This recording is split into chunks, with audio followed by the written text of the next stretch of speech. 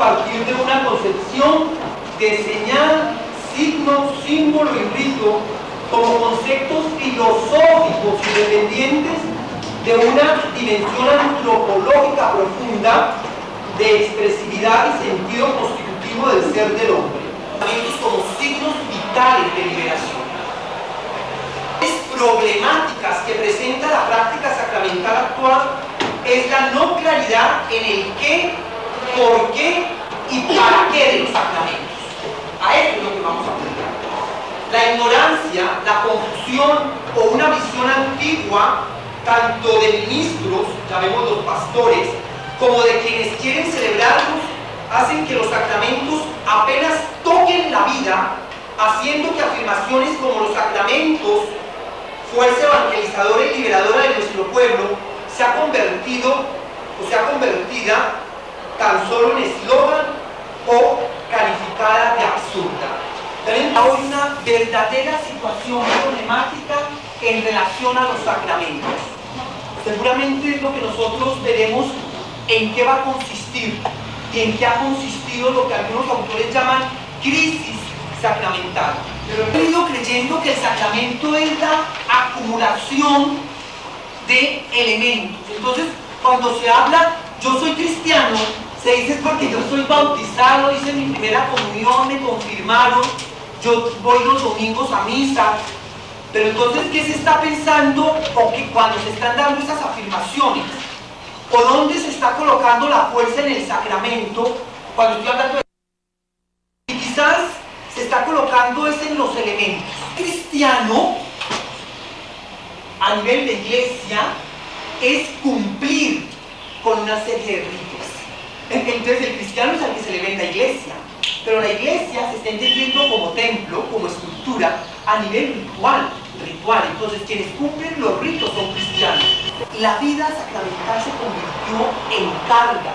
Entonces vean, las personas tienen que, yo tengo que ir a misa, yo tengo que bautizar a mis hijos, tengo que casarme con la María. Entonces la cuestión es que los sacramentos que nos quieren que dar a nosotros vida, por el contrario, se convirtieron en carga y carga pesada. Hablen ustedes con los jóvenes sobre la Eucaristía, si no es algo que en realidad es un peso enorme, ya todo se va menos a vivir la Eucaristía. Los sacramentos, entonces, en búsqueda de su definición, y eso es lo que nos ha hecho un daño durante muchos siglos, vienen a partir de la filosofía.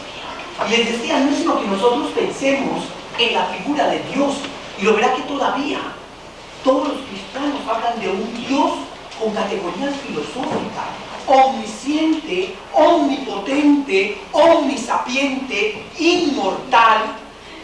Eso es filosófico, qué pena, pero eso es filosofía. Y lo mismo entonces los sacramentos empiezan a querer ser definidos, entonces se empieza a buscar en la esencia sacramental. Y por eso están fijados todavía en materia y forma, definiciones filosóficas aristotélicas, que con Trento vienen a tomar una gran fuerza, ¿verdad? Y que ha pasado hasta hoy, porque el Concilio Vaticano II todavía muchos escasamente lo conocemos. Y lo que quiso hacer el Concilio Vaticano II es eso ignorado por la mayoría de cristianos. Es rescatar la explicación del sacramento.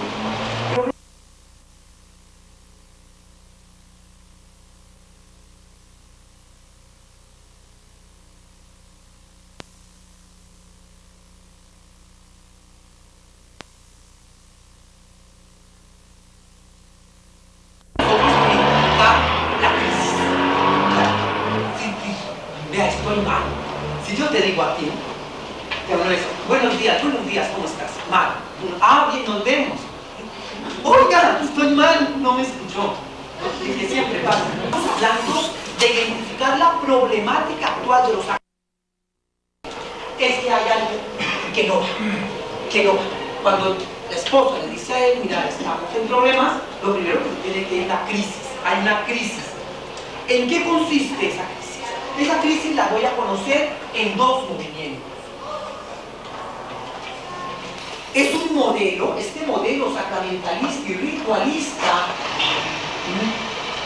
acompañó no solamente modernidad, sino la modernidad propiamente.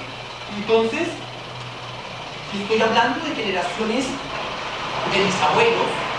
Entonces estaba terminando el 1890, luego del Concilio Vaticano I, y luego en el 1900 acompañó este modelo de cristiandad a quienes hoy aún fueron nuestros padres. O sea, nuestros padres, nosotros somos tridentinos por las venas, que estamos aproximándonos a otro tipo de teología y por eso a veces como que nos ha costado y algunas cosas lo vemos que es por ahí, pero entonces este modelo sacramentalista y ritualista está en crisis.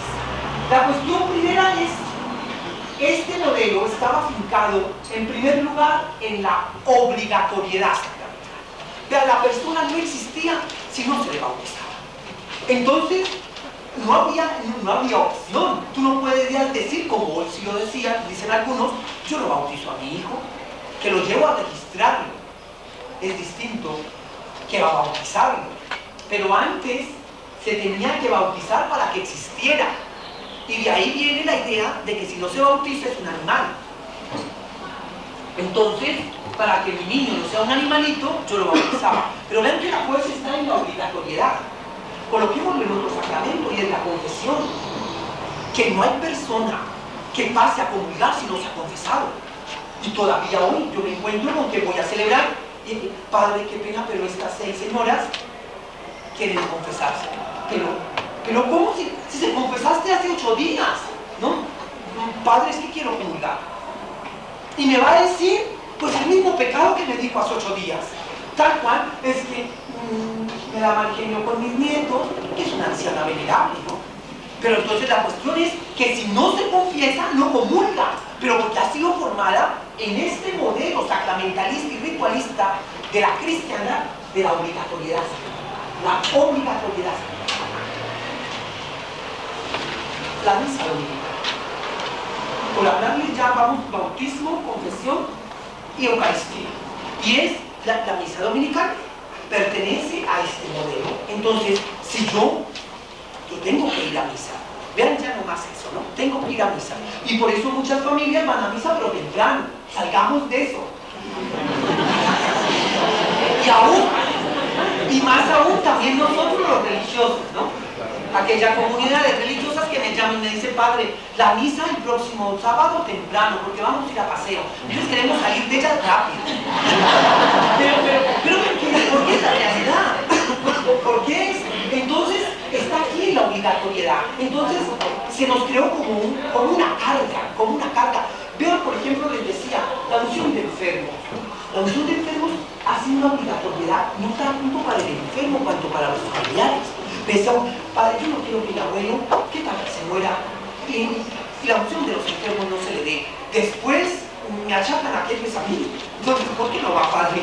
Pero el que menos le está pidiendo es el anciano. Muchas veces llega uno allá y, ¿qué tal, viejito? ¿Cómo va? Padre, ¿a qué vino? ¿Usted qué hace aquí? Pues no, que vine a hablar contigo. Pues yo no quiero hablar contigo, ¿no? O sea, ahí está la fuerza de un modelo que se centró en la obligatoriedad. Segundo lugar, la centralidad. Ojo con esto. ¿Cuál es el centro del sacramento en un modelo sacramentalista y ritualista? El ministro. El ministro de los sacramentos ha sido el sacerdote. Estoy hablando del sacerdocio ministerial. Lo mismo, coloquen ustedes el matrimonio, en donde los ministros son los que se están consagrando como esposos, son los que valen. Tanto porque también aquí vamos a ver que la centralidad de los sacramentos la monopolizó la Eucaristía. Vean, la Eucaristía es el centro de la vida cristiana. Lo que ha pasado, nosotros lo hemos, me van a perdonar, un término prostituido en cualquier Eucaristía. En tercer lugar, la administración sacramental. La iglesia como el lugar administrativo de los sacramentos. Si usted a cualquier parroquia, en este momento, a un despacho parroquial, vean todas las personas que están haciendo fila, es porque están sacando un documento, porque se van a casar, porque se van a bautizar, pero vean que la cuestión es que están haciendo trámites de orden administrativo, pero son muy pocos que uno encuentre a las personas que vamos a tener una reunión, ¿verdad? Nos hemos congregado porque estamos celebrando una paraliturgia, porque hemos que administrar.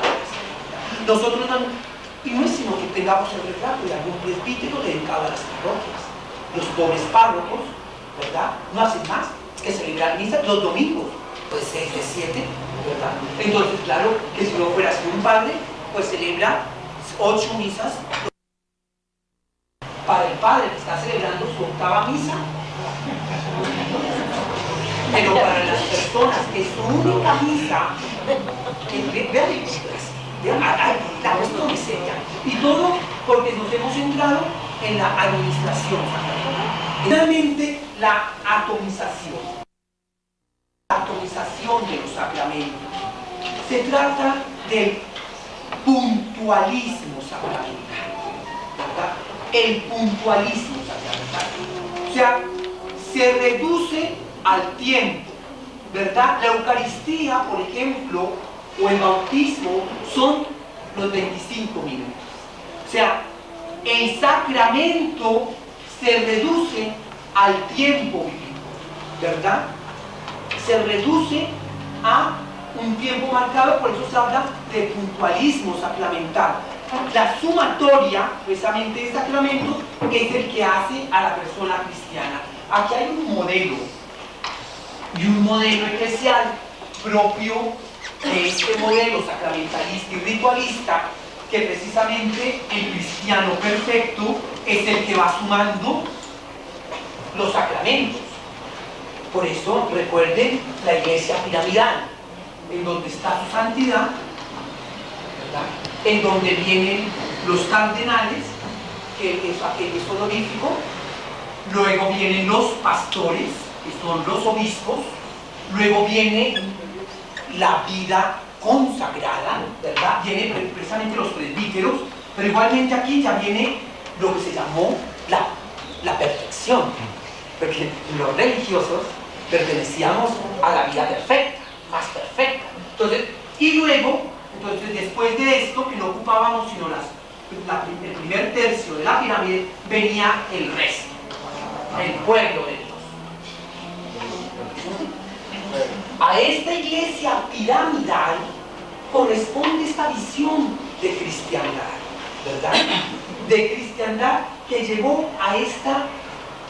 ¿Cuál es la atomización de los sacramentos? El presbítero, vean, es el casi perfecto.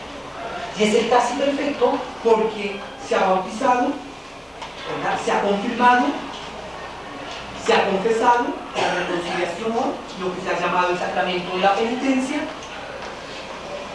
se ha ordenado, ¿verdad? O en la Eucaristía, perdón, se ha ordenado, ¿no? Luego está en capacidad de la unción de los enfermos, y lo único es el matrimonio como sacramento, ¿verdad? Que precisamente no está. Entonces, ¿cuál es el más perfecto? El más perfecto es el que puede sumar, se veía como la sumatoria de los sacramentos. Entonces, un cristiano, vean que eso está perteneciendo a este modelo. Eso es lo que está debajo de una concepción de cristiandad. Estamos viendo dos puntos que hacen crisis, o que detectamos la crisis. El primero de ellos es este modelo sacramentalista y ritualista. Segunda mirada que nos lleva a identificar la crisis es la desintegración entre fe y vida, cierta. Somos conscientes de que a nivel de la vivencia cristiana no se ha descubierto ni integrado el valor sacramental. O sea, lo primero que identificamos es una desvaloración de la dimensión de los sacramentales. Vean, esta desvaloración está primero o a nivel personal, que menos piensa o el que menos opina, pues son las personas. Esto es verdaderamente serio. Ahí a nivel de la desvaloración, tanto a nivel personal como desvaloración a nivel social, o sea, a nivel comunitario. Igualmente, vean, por ejemplo, los matrimonios. Todos sacramentos, todos, imagínense, dice que en la primera comunión me va diciendo el papá, ¡ay, padre, otra vez! Entreguen otra vez la comunión, porque va a sacar una por Dios.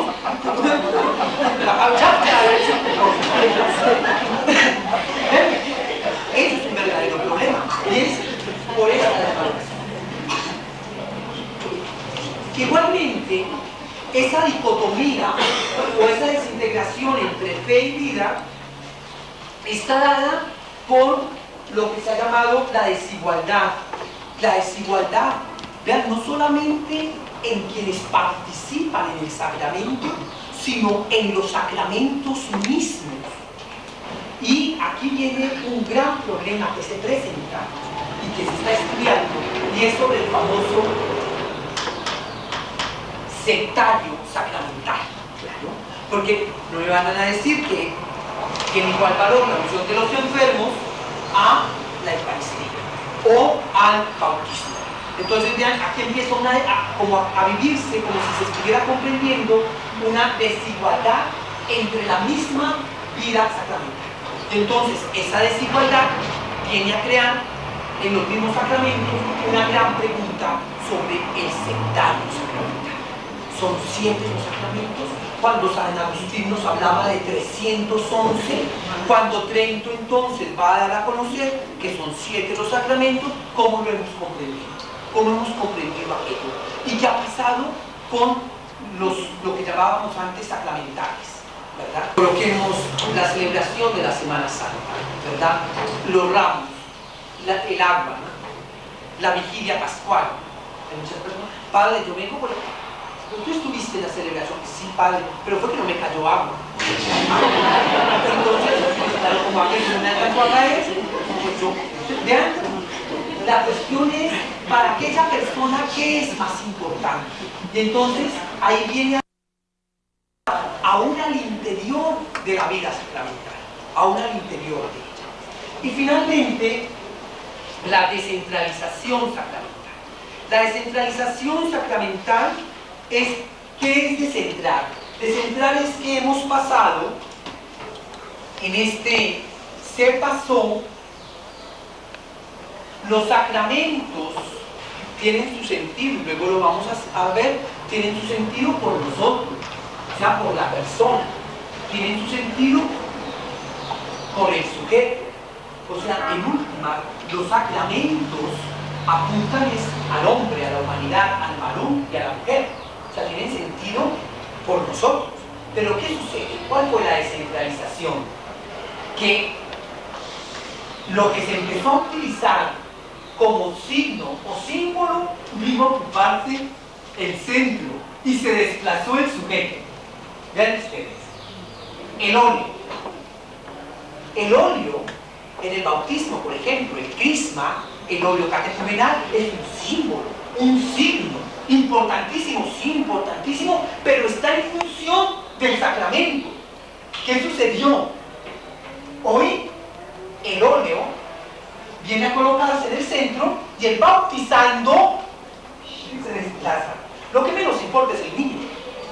Entonces, la fuerza la tiene el agua, claro, como símbolo. Pero la cuestión fue que el agua se vino a colocar en el centro y la persona viene a colocarse en la periferia. Ya entonces se cosificó el sacramento. La gota pasa al centro, y ahí está. Esa es la desintegración, y la persona pasa a la periferia. Entonces lo que menos interesa es la persona, lo que más interesa es esto. Dan, por ejemplo, en la misma confesión. Ay, padre, usted me dio la absolución porque no la vi. Es que no vi que me diera la absolución. Entonces, claro, la persona, caramba, que la absolución es el signo, es el símbolo. Importante es la persona. Entonces, el signo y el símbolo vienen a ocupar el centro y Vean ustedes, por ejemplo, lo que sucede en un matrimonio en donde, bueno, se van a casar, ¿verdad? Ya. ¿Cómo? Que el padre está pidiendo la salvoya. Oiga, que la salvoya, que el padrino, ¡ay, que la salvoya! No hubo matrimonio. ¿Que por qué no trajeron la salvoya? Por Dios santo, el anillo, que es un signo y un símbolo, las argollas, se vienen a ocupar el centro del sacramento y se desplazó a los ministros, que son los que se está en que para muchos la fe va por un lado y la vida va por otro. Por eso hay una gran esquizofrenia sacramental. Personalmente, uno se pregunta, ¿no? ¿Qué está pasando? ¿No? Y aquí en la casa me estoy comportando mal, pero en la parroquia soy ejemplo de agente pastoral. Un aplauso para Sor Maruca, la mejor catequista. ¿No? Lleva 3 matrimonios, no ha podido con ninguno. Y hay dos visitas ¿Cómo se está viviendo? Porque hay una desintegración entre fe y vida. Ante esta crisis, hemos identificado con estos dos movimientos, cuando nosotros estamos viendo, ¿no?, a un enfermo que está en crisis, entonces nosotros tenemos que ver los síntomas. ¿Cuáles son los síntomas de esa crisis? O sea, cuando nosotros detectamos esa crisis, nosotros nos damos cuenta que pues eso tiene que tener unos síntomas a dónde está la vida. Y lo primero con lo que nosotros nos encontramos es con la pérdida de identidad del sacramento. Vean, es grave, ustedes saben, todos hemos pasado por la adolescencia.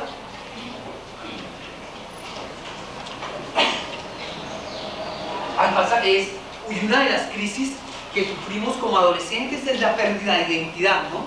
Entonces, pues, y esto es tal cual. Entonces estamos en la búsqueda de identidad. Y no es que uno busca la identidad de todo orden. Luego vamos a hacer una aproximación porque el yo es muy complejo, no solamente de la identidad genital, sino la sexualidad. Ustedes saben que no la podemos reducir a la genitalidad, sino que todo mi yo es sexual. Entonces, claro, en la adolescencia, ¿no?, la identidad no solamente si soy varón o soy mujer, si soy heterosexual, homosexual o bisexual. La identidad apunta a mucho más, a nivel del yo, si logro yo identificarme, etc. Ya entonces, si lo que estamos hablando a nivel sacramental, la cuestión ya no es problemática, cuando hay una pérdida de identidad. Y hay una pérdida de identidad precisamente porque ¿dónde está el sacramento? ¿Dónde está el sacramento? La pérdida de significación sacramental. La pérdida de la significación anacronismo en el que han caído los sacramentos. Cuando nosotros hablamos de anacronismo, estamos hablando del carácter rutinario y costumbrista de los sacramentos. Entonces, pero vean que los sacramentos empiezan a ser tan ritualistas y tan costumbristas que no saben. Hagan la prueba ustedes en una misa dominical y al terminarse la Eucaristía pregúntale a algunos de qué fue el Evangelio. El Evangelio, bueno, tengo en la punta de la lengua, no, pues estamos en tal ciclo, ¿verdad? O sea que fue San Juan, pero cuéntame cuál era el contenido. Y la cuestión no es porque no se quedó nada en la memoria, la cuestión es porque hay una pérdida de significación sacramental, o sea, es ritualista, o sea, que mucho más costumbrista, entonces, pues es por cumplir, se está presente allí, pero no se sabe. Esto ha llevado a la actividad sacramental que se ve en el alejamiento sacramental.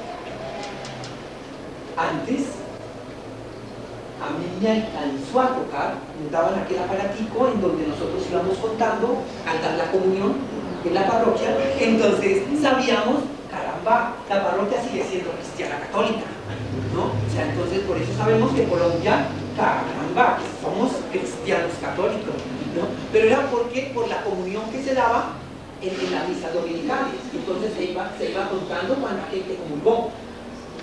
Y la cuestión, vean, esta pérdida de efectividad sacramental, pues pueden estar comulgando, no el 98%, somos cristianos, pero la vida nos está diciendo que no lo somos. Entonces, los sacramentos, ¿ya cuál es la efectividad? Cuando uno oye de las personas, padre, yo ya dejé de confesar. ¿Cómo? Ah, sí, padre, es que yo me confesaba de lo mismo. Cada 15 días los mismos pescados. Entonces, ¿para qué me confieso? O personas que, no, padre, yo dejaba de confesarme y hacía fuerza, yo no vuelvo a pecar, yo no vuelvo a pecar. Ay, volví a pecar. Entonces, vean, la pérdida de efectividad sacramental, la pérdida de efectividad es uno de los grandes síntomas de esta crisis, de esta problemática sacramental. Entonces, claro, el afán de algunos es, ay, ya la gente no se está confesando, ya la gente no está yendo a misa, ¿verdad? Hoy pues son más pocos los que se bautizan. Entonces, aquello está hablando de la efectividad del sacramento. ¿Son efectivos o no son efectivos los sacramentos? Entonces, ese es uno de los síntomas. Aquí se viene también a ver la inoperancia y el fracaso. La inoperancia es, caramba, esta pareja que se casó, eso no le duró una semana, padre, que ya se separaron, el Luis y la Toña ya se separaron. Entonces uno va a mirar qué fue lo que pasó, y entonces es la pérdida de la efectividad sacramental. O sea, ¿qué dimensiones afecta esta problemática que estamos viviendo? En primer lugar, en cuanto a la dimensión sociológica, los comportamientos en el orden religioso, o sea, la estructura sacramental no encaja en la vida cristiana. Algo está pasando. Sí, algo está pasando. Vean, por ejemplo, la confesión y la comunión de personas que no se han casado sacramentalmente. Uno conoce parejas cuya vida como esposos y como padres son ejemplares, ¿no? Pero padre, si usted supiera, es que no nos hemos casado. No se han podido casar por una serie de cuestiones, o porque ya tuvo un primer matrimonio y no se lo han anulado, y entonces... Y usted entonces, ay, yo no lo puedo confesar, ¿no? Porque yo no lo puedo confesar hasta que no me arrepienta. Usted no se quiere arrepentir, cásese. ¿Vale? Los cases es que hablamos de millones de pesos, para nosotros es arreglar aquello por la rota romana y todo aquello. Entonces, la estructura no está encajando con la vida de la homosexualidad. Esta mujer o este varón que vienen a confesarse me dicen que de golpe, pues de entrada, padre, yo soy cristiano, de familia cristiana, vivo con Juan, y el que me está hablando es Luis. ¿Cómo? Pues padre, pues yo vivo con Juan, llevamos 3 años juntos, no me hable más. Si usted no deja eso, yo no puedo confesar, porque eso es un pecado contra la natura. Estoy hablando de lo del magisterio. Pero vean, cuando aquellos no son los 3 de mi parroquia, sino que son 300 de esta comunidad eclesial, cuando en el país son tantos. La experiencia simbólica que comunica el sacramento es muy distante con la experiencia humana. Estamos a nivel de la dimensión sociológica, y es porque el símbolo, ¿verdad? No es símbolo. Si tú gastas hora y media explicándole a la comunidad el símbolo, es que no es símbolo. Vean qué pena, pero tienen que expresarse por ellos mismos,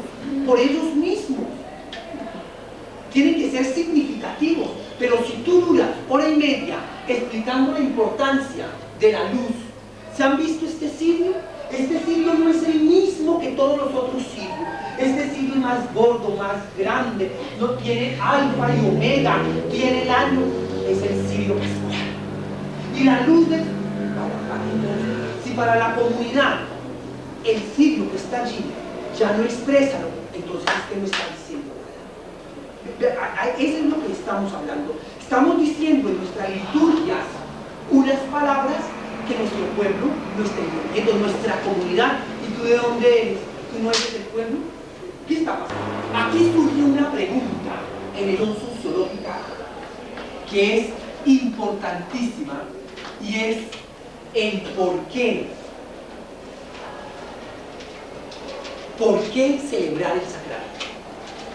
¿Por qué celebrar el sacramento? Y vean que nosotros, hoy, precisamente es aquellos muchachos, ¿por qué tengo que confesarlo? O sea, esta problemática sacramental en la dimensión sociológica coloca en cuestionamiento el sentido del sacramento. ¿Por qué tengo que casar? ¿María me quiere o no? Yo te gusto, pues, María. Yo también. ¿Por qué tengo que casarme? En el orden sociológico, estamos en la dimensión sociológica. Dado lo que he dicho, eso viene a cuestionar. Vean, por ejemplo, entonces, personas que viven juntos, ¿no? Entonces, que dicen que están en unión libre, ¿verdad? ¿Por qué casarnos? Vean, muchos que no tienen tampoco ningún problema. Padre, nosotros llevamos 14 años. Que si se casan, se les termina la cosa. Entonces, por eso no nos casamos. Ay, madre, yo me vine a vivir con la Julia. Y ya llevamos 15 años. Pero, ay, padre, son esos presentimientos, yo no sé cómo lo llaman acá, abuelos, cuestiones de que si yo me caso, se me acaba el matrimonio. Entonces, más bien seguir con la Julia como estamos. ¿Vean que eso en el orden sociológico? Y lo que se está cuestionando es el porqué de la celebración sacramental. Pasemos a dar una mirada en el orden sociocultural. En el orden sociocultural son las repercusiones sociales y políticas que tienen los sacramentos. Vean, es increíble. Repercusiones sociales y políticas. De las sociales creo que ya he dado algunos ejemplos, pero igualmente en el orden político. El orden político todavía está ahí supuestamente, por ejemplo, capellanes militares. ¿Qué significa aquello? Entonces la cuestión está desde la pastoral militar. Tenemos nosotros obispos castrenses, la bendición de armas, ya empieza uno a sentir algo por ahí, la guerra justa, ¿verdad que empieza a ver aquí toda una, pero eso es en el orden sociocultural? Nosotros tuvimos cardenales que eran generales de 2 soles, ¿cierto? Seguimos rezando muchos que no les vuelvan a condecorar, ya murieron los que ya eran. Entonces la cuestión es esa. Pero entonces ya que esto, que ahí hay algo que en el orden sociocultural, ¿no? Entonces se encuentran ustedes con la plaza nuestra principal en Bogotá, llena de tanques, que fue hace unos años, y el cardenal fue bendiciendo aquello. Entonces, claro, esa fotografía, pues algunos no lo comprendíamos. ¿Qué está pasando en el orden sociocultural? Entonces, a nivel de sacramentos, ¿verdad? Entonces, son ritos y símbolos sin una relevancia social, por ejemplo. Sin una relevancia social. Vean, yo me pregunto muchas veces cuando al terminar una Eucaristía las personas me dicen: Padre, gracias, qué bonita su misa. Lo primero es siempre como que eso es una cosa de cura. Eso, o sea, yo estuve de espectador, lo hizo bien, el padre lo hizo bien, entonces qué bonita su misa. Pero igualmente, ¿por qué le dicen bonita? O sea, ¿qué pasó que a esta persona la tocó la liturgia sacramental? ¿Ven? O sea, ¿qué pasó allí en esos 40 minutos o en aquellos 30 minutos de la celebración que esta persona se sintió tocada? La homilía, los símbolos, los ritos, la cuestión está siempre en la referencia social, ¿verdad? Y el reduccionismo en el caso personal, ya que se trata de mi misa, el reduccionismo, mi confesión. Entonces, como si no hubiera un referente comunitario. ¿Ven? O sea, yo, mi misa, lo que cuento.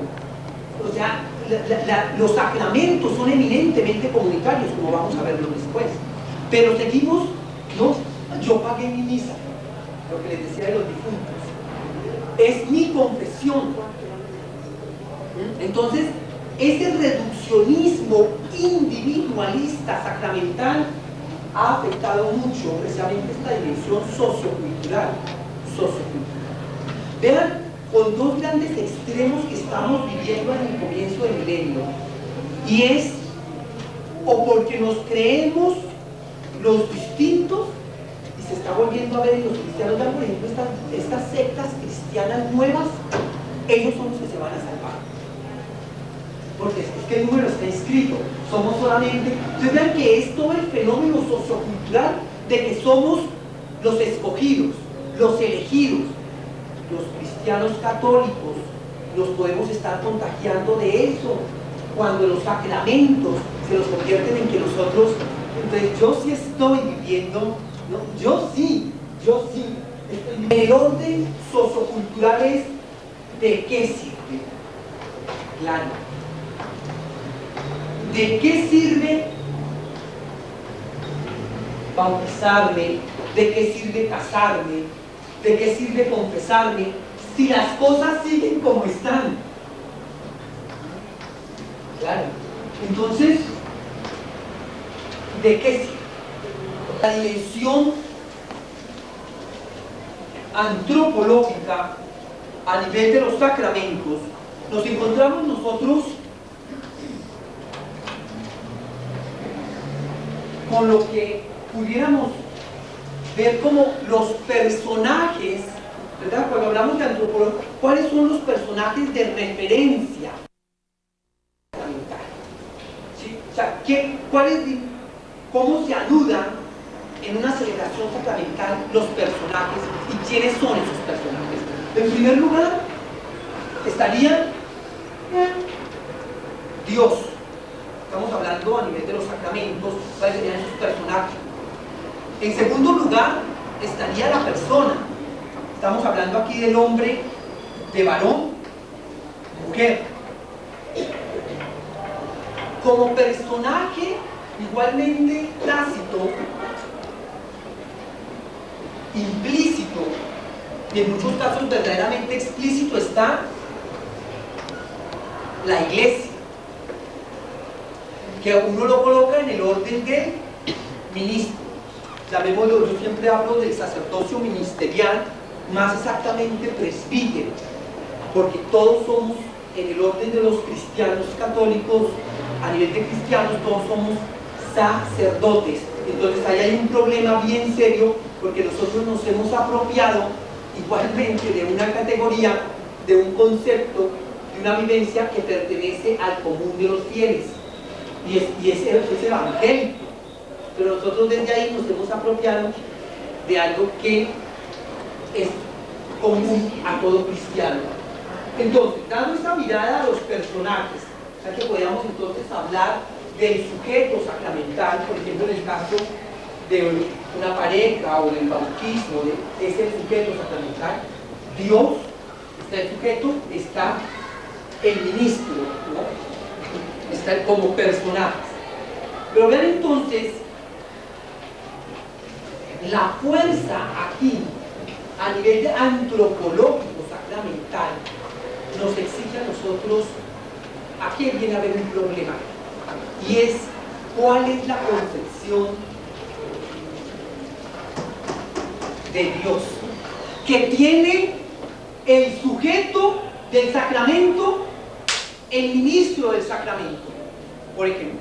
Entonces, es un presbítero que está confesando a esta persona y que su concepción de Dios es distinta a la de esta persona. ¿Vean cuántas imágenes erróneas de Dios tenemos? Muchas personas se brotan cuando oyen hablar de la confesión o del sacramento de la penitencia, porque su imagen de Dios es un Dios juez. Ay, ¿cuántos nos traumatizamos en nuestra primera confesión? Porque el Padre casi nos pega. Entonces uno, claro, de la primera confesión no se nos prepara, por ejemplo. Muchos agentes de pastoral que me están escuchando, vean, nosotros preparamos para la primera comunión, se prepara para el bautismo, no se prepara para la confesión. confesión es un ensartado en la primera comunión. Muchas personas están confesando vísperas de la comunión. No se le ha colocado a la reconciliación el verdadero valor. Y todo el mundo sí los atemoriza. Porque es que Pepito, que se está preparando para la primera comunión, la mamá viene diciendo, no se le vaya a olvidar decirle esto al cura, ¿no? Usted no hace caso. Usted tiene que decirle esto al cura porque o si no, es que lo otro es, porque o si no se va para el infierno. Entonces vean entonces cómo llega uno, cómo llegábamos, creo que todavía hoy, a la primera confesión, con una lista de cosas y con el temor de que algo se me quede. Tanto que hoy muchas personas se confiesan de uno y dicen, padre, y acúseme, es que oiga, ¿qué relación se está estableciendo? Es que vean qué antropología se está manejando. Acúseme, ¿no? De todos los pecados pasados y olvidados. Entonces uno sigue con el tema, que tal que me haya quedado algo sin decir. Entonces uno dice, porque yo a esa olla no me voy. Entonces uno trata de recuperar todo lo que... Vean entonces la problemática seria, en verdad seria, de la concepción que se tiene, estamos de Dios. Pero ante esa concepción de Dios, que a ese acúseme es porque yo soy muy antiguo y necesito a otro que entonces se relacione con Dios para acusarme y para liberarme. Entonces, ¿qué concepción de persona? Que les comento que vamos a trabajar una concepción de persona. Vean, por ejemplo, cuánto se le dio tan duro por siglos y todavía a la sexualidad. Todo lo que tenga que ver con sexo es pecado. Entonces, claro, uno vivía así. Entonces, y uno se confesaba, dice que malas miradas. ¿Qué son malas miradas? No es que le miré el tobillo a la vecina. De actos impuros, y entre los actos impuros están los malos pensamientos.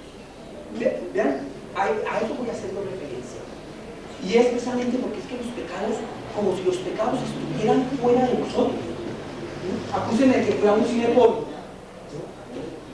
El problema no es el cine porno, es que el pecado, o que vi una revista, ¿no? Entonces la cuestión, vean, en una sociedad hoy como la nuestra, que es de imagen, que usted está viendo un noticiero en televisión y la propaganda entre una noticia y otra es una mujer desnuda, es una modelo, es tal cosa. Entonces usted no puede decir, no, yo esto no lo voy a hacer.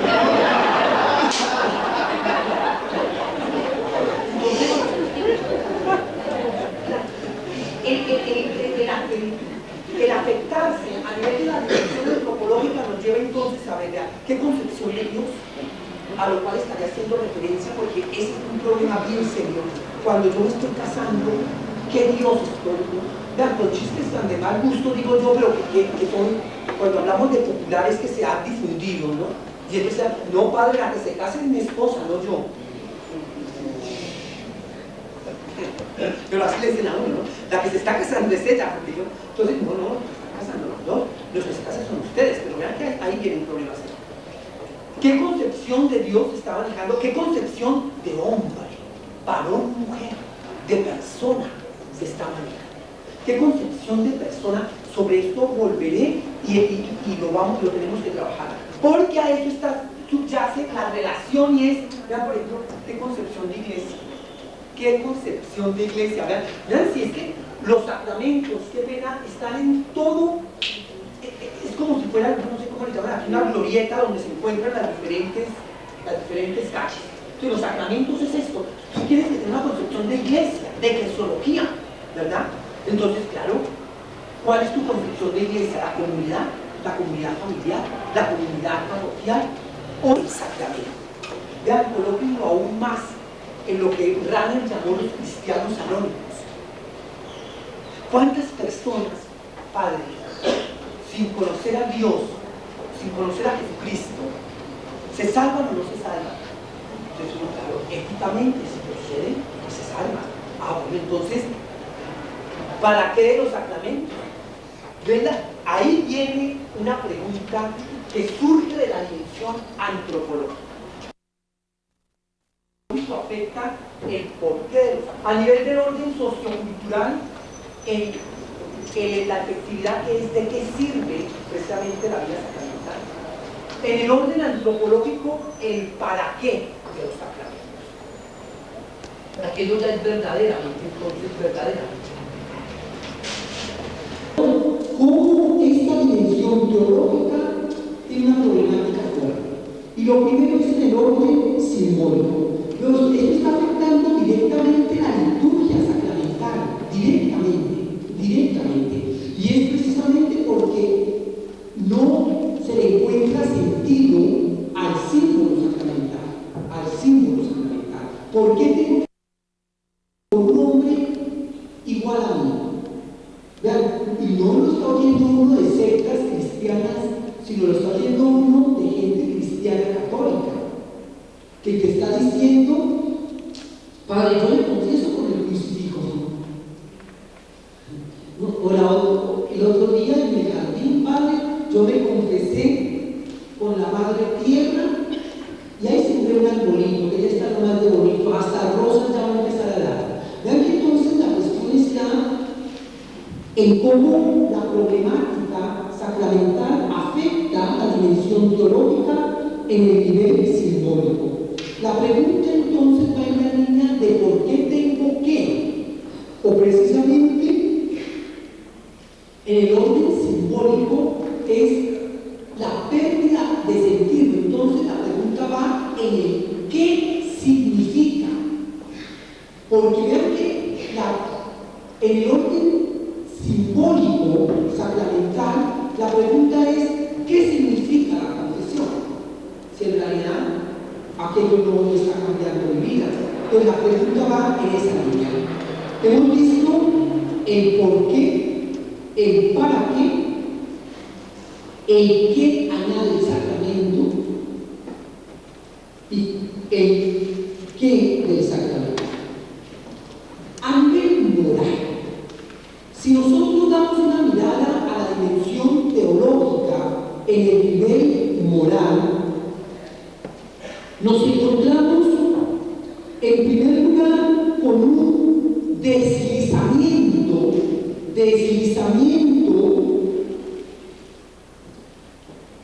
del orden de la significación sacramental. O sea, se ha difuminado ambiguamente la vida sacramental. Vean, difuminado es, muchos no están comprendiendo qué se está haciendo cuando se celebra el sacramento. No solamente porque hay comprensiones distintas, sino porque hay vivencias distintas. Vean, por ejemplo, matrimonios colectivos. Estoy hablando de la Iglesia Cristiana Católica. Ordenaciones. Recuerdo tanto, para el año 86 venía el Papa a Bogotá. Yo soy modelo 57, convertido, todavía de moda.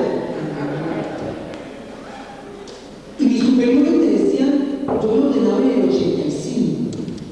Me dijeron que me esperara un poco, 6 meses, y me ordenaba con la visita del Papa, me ordenaba Juan Pablo II. Ciertamente yo me negué. Y me negué no de que me ordenaran 6 meses antes, sino me negué porque dije, caramba, mi comunidad con la cual he trabajado, mi familia, van a quedar completamente distantes. Mi pobre vieja diciendo, vean ese puntito blanco en la pantalla, ese es mi hijo. No nos ordenamos por nosotros.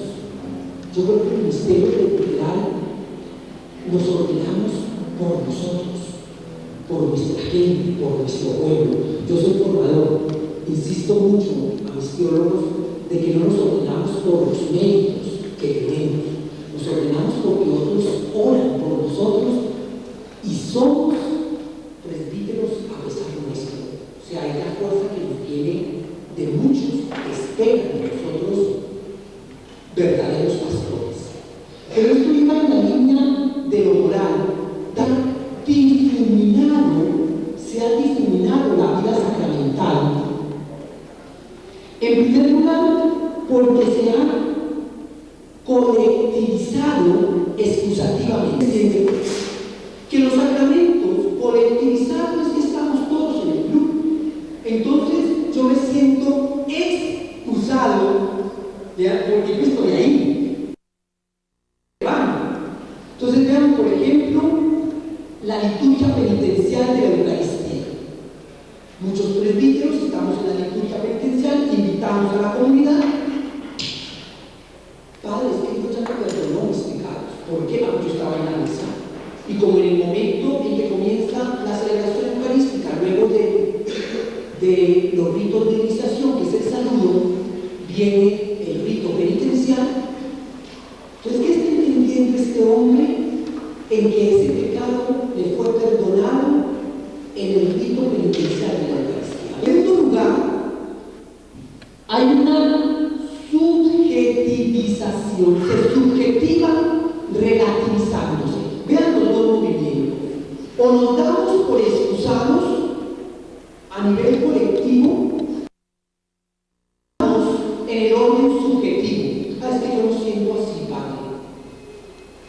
Por ejemplo, sin bien extremos, no estoy criticando el movimiento carismático, sino bien extremos. Por ejemplo, si nosotros vemos la iglesia, estoy hablando cristiana católica, la nuestra, en el orden carismático, puede haber subjetivización. Está uno en misa de sanación, entonces la otra persona entra en trance, y lo otro aquí. Yo estuve en una misa con una religiosa muy amiga mía que estaba en un chavo de edad. Milagro, esa señora se bastó, botó el otro y caminó ante el padre que estaba celebrando. Al otro día en la facultad volvió la hermana con sus dos plegas. Madre, ese milagro no me duró sino 15 minutos. Entonces, la cuestión es nada, vean, cuando nosotros hablamos de psicologías colectivas, ¿verdad? El grupo, uno se deja llevar por aquello, pero igualmente se subjetiviza relativizándose y es que yo no siento eso.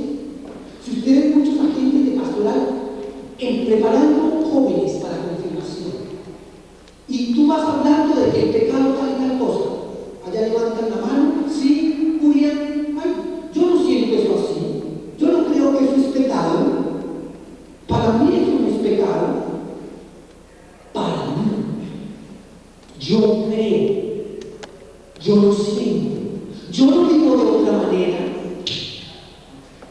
Cuando tú estás diciendo que las relaciones prematrimoniales son un pecado, esa se levanta, que no estás hablando tú con ningún muchachito de 15 años, sino estás hablando con personas solteras de 28 o 26 años. ¿Qué está pasando allí? ¿Ven? Cuando estamos hablando, yo no lo siento así, padre. Cuando hoy en una sociedad todo se quiere experimentar, ya muchos jóvenes le dicen a uno en la universidad, padre, yo quisiera que usted nos casara, pero dentro de unos 3 años queremos vivir antes de casarnos para ver cómo nos va. Entonces, ¿qué hay que hacer? Porque cada uno dice una cosa. ¿Ve? Entonces, la cuestión es, antes era mucho más uniforme la liturgia sacramental. Vean el problema con las absoluciones colectivas o con lo que les compartía yo del acto penitencial de la misa. ¿Estará el acto penitencial perdonando el aborto de esta mujer o la complicidad de aborto de su novio? El acto penitencial lo estará perdonando. Entonces, cuando el padre da la absolución, está perdonando, por ejemplo, el que yo fui cómplice en ese asesinato. Ahí es el problema, porque se está, entonces, como se perdió la uniformidad sacramental, la Eucaristía, está uno diciendo, bueno, la bendición de Dios Todopoderoso, ya para despedirse está llegando gente. Les tocó, podemos seguir en paz. Y estuve en misa. Entonces, se está entendiendo lo mismo por lo que se está celebrando. El sacerdote al consagrado, ¿verdad? Las personas que están compartiendo, ¿están comprendiendo lo que se está haciendo? ¿O creen que aquello es un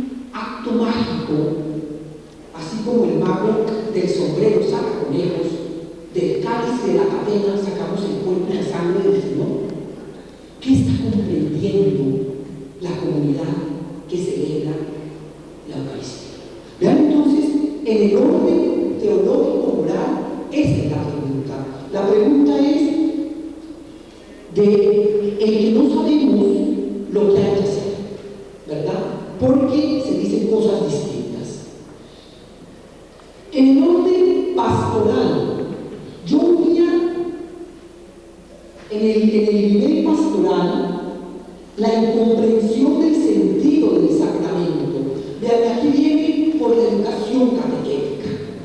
Compartía en el descanso, se acercaba alguien a decirme, padre, vean, pues yo pertenezco a una parroquia donde el párroco puede ser una persona tradicional, yo pertenezco a la pastoral juvenil y aquí pueden haber choques. Y entonces, ¿eso cómo se hace, padre? Porque usted está hablando con lo que muchos en la realidad estamos viviendo. Y vean que la cuestión, lo que me estaba preguntando esta persona, va en ese nivel pastoral, va a nivel de la dimensión teológica en el nivel pastoral. Y es la educación catequética, porque es, quizás el párroco se formó en una educación catequética distinta a lo que hoy se está exigiendo. Pero entonces vean que no podemos decir a nivel de iglesia que este modelo que está problematizado, modelo ritual sacramentalista propio de la cristiandad, se archiva y ahora para el nuevo milenio se saca el nuevo modelo. Ustedes y yo somos testigos de que esto no es así, de que no puede ser borrón y cuenta nueva, sino que se está dando la misma. Tanto que hay movimientos de involución. De involución es volver a un rigor de la cristiandad, porque parece que nos estamos perdiendo en lo nuevo, entonces debemos recuperar aquello. Y eso se está viendo en todas las comunidades eclesiales, en el orden parroquial, en el orden de vida religiosa, ¿verdad? Por un lado está toda la fuerza de la refundación, pero por el otro lado se quiere volver al preconcilio. Entonces, en el nivel pastoral, la educación catequética. Y vean que nos encontramos con catequistas que son muy avanzados teóricamente, pero vivencialmente aquello no va. No va. Y es precisamente que se está dando una visión a los niños, a los jóvenes, de una iglesia muy actual, pero su comportamiento es distinto. Entonces aquello es un choque, ¿no? Entonces los niños de primera comunión, no es que el pecado tal cosa, nuestro Dios es Dios amor, Juanito, vaya. Entonces, claro, está hablando muy bonito, pero su actitud y su vivencia es distinta. Entonces vean que esto no se da blanco y negro, sino el nivel pastoral nos coloca que hay todo un abanico de grises entre el blanco y el negro. O sea, el prisma es verdaderamente complejo. En ese orden, la diversidad de la praxis actual. La diversidad de la praxis actual. Y a mí sí me gusta la misa que celebran los padres carmelitas, por ejemplo, ¿no? Mientras que la que celebran los padres tal no. Ya la diversidad de la praxis es esta. ¿Por qué te gusta esta? Por ejemplo, ahora en la liturgia hay eucaristías propias para niños. Entonces es distinta, o eucaristía para jóvenes. Hay algunas parroquias que su misa de domingo de 6, en nosotros al atardecer de 6 o de 7, es lo que se llama la misa de jóvenes. Y entonces es una eucaristía para jóvenes. Pero entonces ya la cuestión está que en ese nivel pastoral la diversidad de la praxis, las dimensiones humanas se distinguen para poder ser comprendidas, pero en realidad el tejido de ellas se afecta mutuamente. Por lo tanto, entremos a cómo captar entonces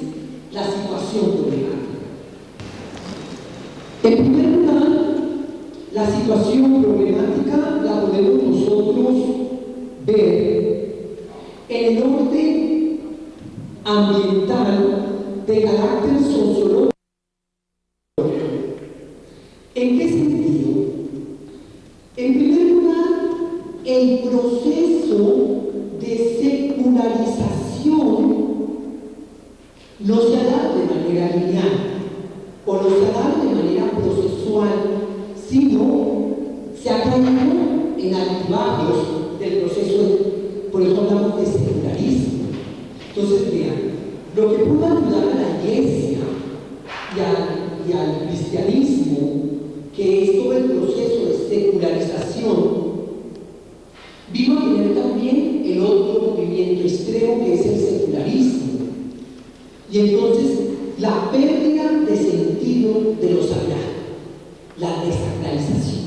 Entonces vean que es muy bueno el proceso de secularización, porque todo lo que tuvo el Concilio Vaticano II fue un airear precisamente la Iglesia en este ambiente de secularización. La cuestión es que eso no se da de manera uniforme y de manera gradual, sino que en algunos el movimiento fue de tal manera que se presentó la pérdida de sentido de lo sagrado. La pérdida de proyección a nivel de lo social. Se creó una gran dicotomía entre la vida y la fe, dicotomía que llevó a dos tipos de enfermedad en la vivencia cristiana: la esquizofrenia, por eso nosotros tenemos personas de doble moral. Entonces, pero también llevó a que tenían que tomar opción. ¿Vean? Entonces era o tú o vives la religión o la dejas. Entonces, porque se fue como tomando partido, entonces la desacralización llevó a ese tipo de movimiento.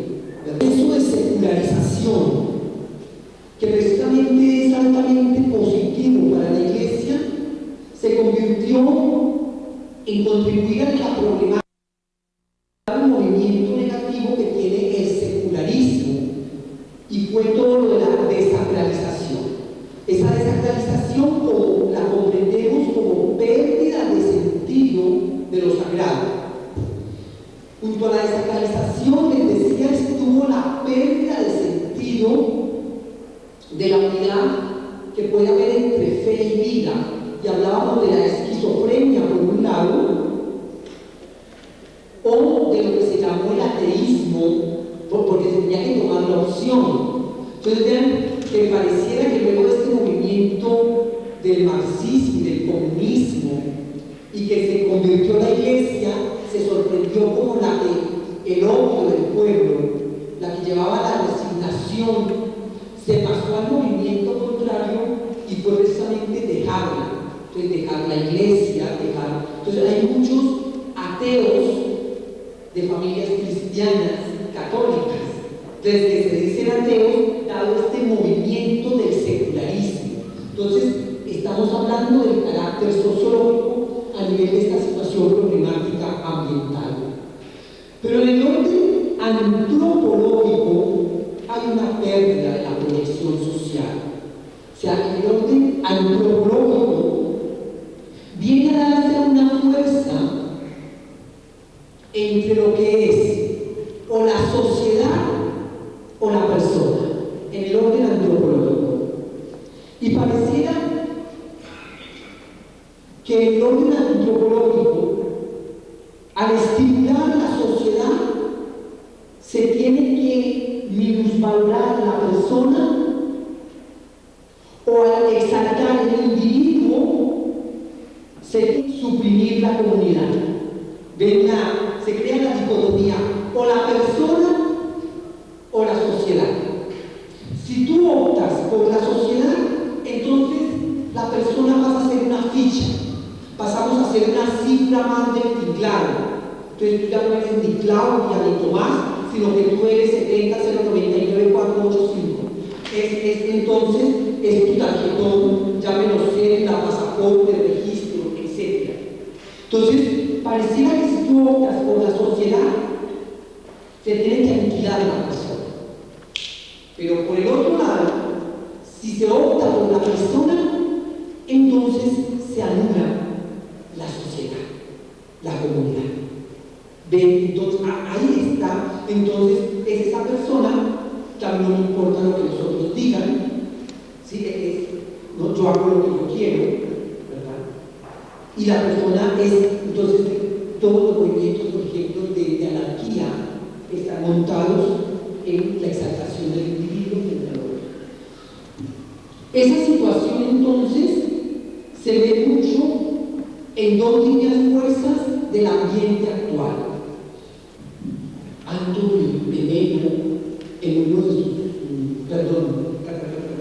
Carlos Vallés, en uno de su penúltimo libro, yo creo que también la pasé anteriormente, ya que dos nuevos más, que hablaba sobre la explosión del nuevo milenio. En este libro que se sacó a finales del 2000 para dar el saludo al nuevo milenio, da un ejemplo que comenzaba con una anécdota, con una parábola de las que él acostumbra, dando a conocer precisamente cómo a nivel de la posmodernidad este esquema de secularización dado por el secularismo que afrontó o a nivel antropológico viene a desmoronarse con una sociedad. Primero, vean, el sacramento apuntaba antes a toda la vida. Hoy, en la sociedad postmoderna, las cuestiones son a nivel utilitarista. Usen, consuman y luego ¿qué se hace? Y ahorren. O sea, voten. Tanto que hoy se venden prendas desechables, ¿no? Tenemos ropa interior desechable, todo desechable. Yo recuerdo, no sé, a mí me asombró muchísimo cuando llegué a Europa en el 88 para mi doctorado, pues todo era desechable. Entonces uno se servía el café y botaba, se servía de acá y botaba todo, pero estoy hablando de hace 20 años. Nosotros antes todo aquello se conservaba para la convivencia próxima. Lave, porque el grupo juvenil va a tener una reunión dentro de 15 días y como no hay plata, hay que conservar. Hoy todo es desechable. Pero vean, colóquenlo a nivel de los sacramentos. Por ejemplo, los religiosos a nivel de los votos, o los laicos a nivel del matrimonio. No, padre, eso dura, o sea, nada es perpetuo, sino que eso dura lo que dura el tiempo desde que nació. Eso dejo de serlo cuando. Entonces, en una sociedad posmoderna, en donde la dimensión utilitarista de los elementos, ¿verdad?, nos coloca entonces en la fuerza entre qué es lo que se ha de emplear y qué no, viene afectando al antropológico. Porque vean que las relaciones se convirtieron, por ejemplo, en relaciones interesadas. Amigos, no, es que yo me valgo de esa persona mientras la necesito. Y quizás la otra persona está pensando lo mismo de ti. Mientras tú me sirvas, yo soy tu amigo, o tú eres mi amigo. Venga, cambió el valor de la amistad, por ejemplo. Entonces, son relaciones interesadas, mercantilistas o de negocios. Entonces, está en ese ambiente antropológico, los sacramentos, entonces, precisamente se empiezan a interrogar. En un segundo momento viene una situación problemática en el orden psicológico. Ya digo que en realidad, vean, aquí hacemos una amarre de lo que nosotros veníamos trabajando.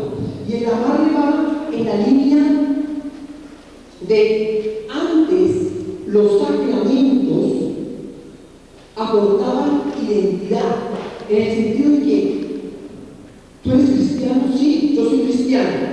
por qué? Porque yo soy bautizado, me casé por la iglesia, pero hoy los sacramentos no aportan identidad, porque precisamente las personas, si a ti te preguntaran, y pensémoslo por un instante, ¿cómo responder cuando yo afirmo que yo soy cristiano? Si alguien me preguntara en una entrevista en este momento, estamos filmando para Globo Televisión. Entonces, ¿qué? ¿Tú eres cristiano? ¿Qué es ser cristiano? Entonces uno respondía, hasta ayer respondíamos inmediatamente. Pues soy cristiano. ¿Por qué eres cristiano? Ah, yo me bauticé, yo soy bautizado, ¿no? O yo soy confirmado. Ah, porque soy sacerdote de la iglesia, yo soy ordenado. Entonces, la cuestión es, si hoy preguntáramos, tal como hicimos el diagnóstico inicial, si hoy preguntáramos qué es ser cristiano y agregáramos para ti, o tú eres cristiano, o por qué eres cristiano, ¿verdad? Entonces aquellas respuestas serían, creo yo, bastantes.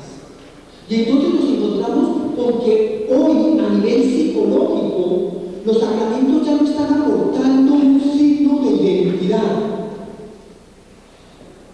Yo no puedo decir que soy cristiano porque practico los sacramentos. Ahí está la cosa. Bien, ha perdido entonces, ha dejado de ser significantes los sacramentos. De cuando algo ha dejado de ser significante, qué pena, pero me mueve el piso. Me mueve el piso. Cuando nosotros marcamos nuestra vida con signos, signos es porque aquello cobra sentido para mí. Vean, igualmente los ritos, sobre eso volveremos, e igualmente los símbolos. Pero si aquello pierde sentido, si aquello deja de ser significante, psicológicamente, eso me afecta, claro, eso me afecta. A nivel, por ejemplo, religioso, el uso del hábito o del cuello para los vestidos. Entonces, la cuestión, eso es un símbolo, ¿verdad? Y entonces, en algunos ha perdido su significado. El hábito me da la identidad. Ah, no, el hábito me da la identidad. En otros, pero el hábito, precisamente, lo llevo con dignidad. Entonces, vean que la dignidad no es del hábito, es de la persona. Pero la cuestión está allí. Lleva la situación problemática en el orden psicológico es aportar una seguridad. Entonces, el aporte de la seguridad es, por un lado, se puede ejercer con una práctica sacramental, por otro lado, se puede asegurar en una iglesia que se quiere conservar a nivel de cristiandad. Claro, viene la situación problemática a nivel de la ética. Es el carácter emancipador que se está viviendo a se ha pasado de una ética heterónoma a una ética autónoma. Veamos en qué consiste precisamente como ese movimiento, esa dinámica que se ha venido haciendo. Vean, por ejemplo, la ética heterónoma estaba mucho más, pues estaba afincada y estaba basada en el rito, pero aquí vamos a ver los dos extremos. Pero la cuestión es que la ética heterónoma cayó en el ritualismo, La ética autónoma va a hacer énfasis en la experiencia de lo simbólico, en lo que uno empieza a creer. Caramba, yo creo en la experiencia de tales ejercicios o retiros porque eso cambió mi vida. Entonces, lo simbólico es eso.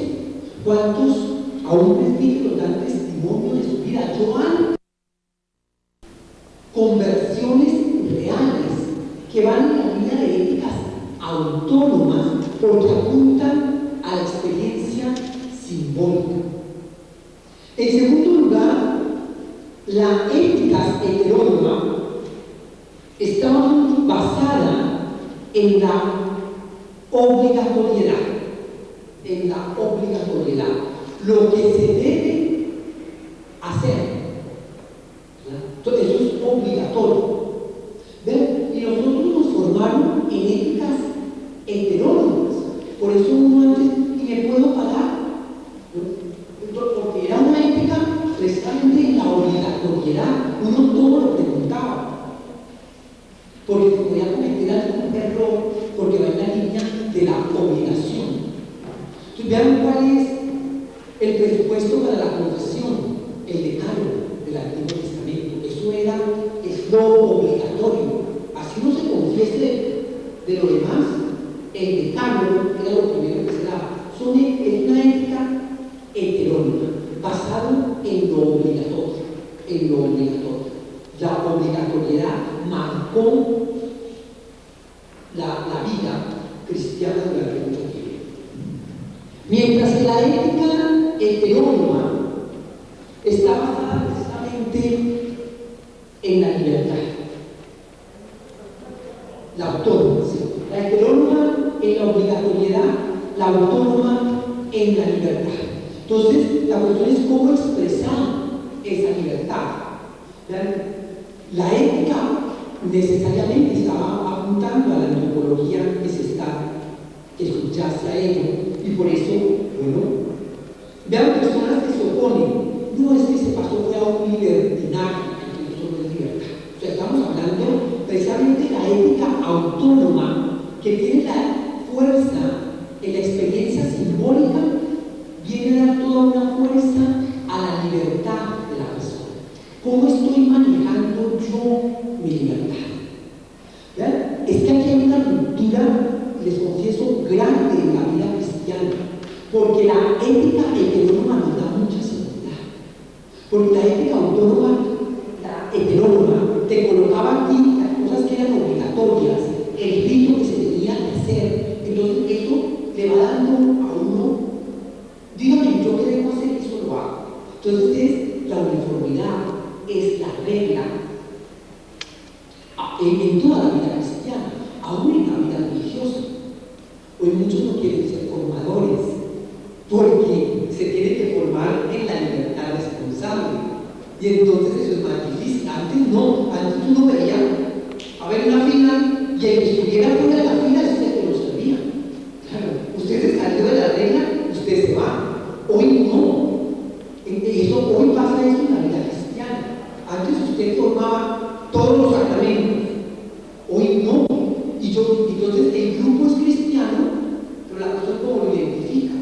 Entonces, la ética heterónoma basada en el ritualismo, en la obligatoriedad y finalmente en la dependencia. La ética heterónoma tiene una gran fuerza en la dependencia. Veamos, por ejemplo, la iglesia. La iglesia giraba alrededor del presbítero. Una ética heterónoma nos coloca siempre a girar alrededor de una persona, porque empieza a depender, se depende de él. La vida parroquial se terminaba en una parroquia porque se cambió el párroco. Ay, hermanos, van a cambiar al padre Benito, entonces toda la comunidad iba con pancartas donde el obispo y no lo cambien porque él es el alma de la parroquia. Por Dios, ¿no? Una comunidad madura cristianamente no podía estar afincada en una dependencia de esa manera. Pero ven que precisamente eso ha sucedido. ¿Cuántos países o departamentos, comunidades basados en comunidades religiosas? Ay, no se lleve a los religiosos porque se los acabó otro. No, es que no se ha formado precisamente, se ha dotado en la dependencia. Entonces, se fueron estas dos religiosas de la vereda o del pueblo, se acabó esa comunidad de ser cristiana. ¿Ven? Entonces, Porque la ética autónoma apunta no a la dependencia, sino a la vivencia de fe. Entonces, como desde el símbolo, desde la libertad, se busca la responsabilidad. Entonces, la responsabilidad surge de la vivencia de fe. Entonces, una ética autónoma no está fincada en la dependencia, sino en mi vivencia. Como yo lo vivencié en mi fe, eso me hace responsable ante la comunidad. Entonces, vean, por ejemplo, cuando nosotros estamos hablando de agentes de pastoral, de ministros de la Eucaristía, por ejemplo, ¿verdad? La responsabilidad de este ministro de la Eucaristía no es porque me la da el párroco, sino porque la comunidad me hace responsable por la vivencia de fe. Entonces nos pueden cambiar el párroco, pero la comunidad es madura por la vivencia de fe que la hace responsable frente a la comunidad. Vean, por ejemplo, en la ética heterónoma, los agentes de pastoral eran líderes y se buscaban las personas que lideraran. Por ejemplo, no, Lupita canta muy bien, entonces era la encargada de los cantos de la misa. Pero vean que entonces Lupita desplazaba a todas las demás personas, ¿no? Entonces, porque no saben cantar. Entonces había, el canto de, por ejemplo, de la Eucaristía, ¿verdad? Es para que lo cante el pueblo, o sea, toda la asamblea. Estamos hablando de liturgia, pero hay unas Eucaristías donde esos cantos bellísimos. ¿Quién cantó? La corista. Ay, esa mujer linda, no, una belleza. Pues ciertamente sí, pero es que la Eucaristía no es un concierto. La acción de gracias de la Eucaristía es de toda una comunidad que celebra conjuntamente. Pasamos a las pedagógicas. A nivel de las pedagógicas, la educación ha generado un problema. Estoy hablando de la educación de carácter dogmático y apologético. Hasta ayer, la educación en el orden sacramental era de carácter dogmático y apologético. Dogmático es que aquello venía del magisterio y está haciendo referencia al dogma. Tiene discusión. Entonces, la materia del sacramento del bautismo es esta, la forma es esta, las causas son estas, las consecuencias son estas. Entonces, vean que la pedagogía catequética, la pedagogía que se daba en la educación era de carácter dogmático e igualmente de carácter apologético. Ya de educación decía propia de una teología escolástica fijada en las esencias, y la esencia estaba en la definición. Entonces vean que el catequista, la preocupación del maestro era que uno lo aprendiera de memoria. Vean que la fuerza no está en la comprensión, sino la fuerza está en que la persona lo supiera, y lo supiera en el orden de la memoria. Entonces, ¿qué es un dogma? Eso estaba. Entonces, uno tenía que estar en el catecismo del Padre Esteve. ¿Quién es Dios? Dios es un ser infinitamente grande. ¿Cuáles son los dones del Espíritu Santo? O sea, todo aquello. Entonces, uno se lo aprendía de memoria. Vaya a saber qué es consejo. Uno decía sabiduría, consejo, entendimiento, ciencia. Uno de niño, pues para usted saber qué es eso, pero uno se lo había aprendido. Esa catequesis, vean, explicaba con claridad qué pasa. Hoy la educación está afincada en la vivencia. Entonces ya el desplazamiento no es tanto en qué es, sino en qué consiste. Entonces la preocupación del catequista hoy no está tanto en que el muchacho se aprenda de memoria, sino que viva, experimente la presencia de Dios en su vida.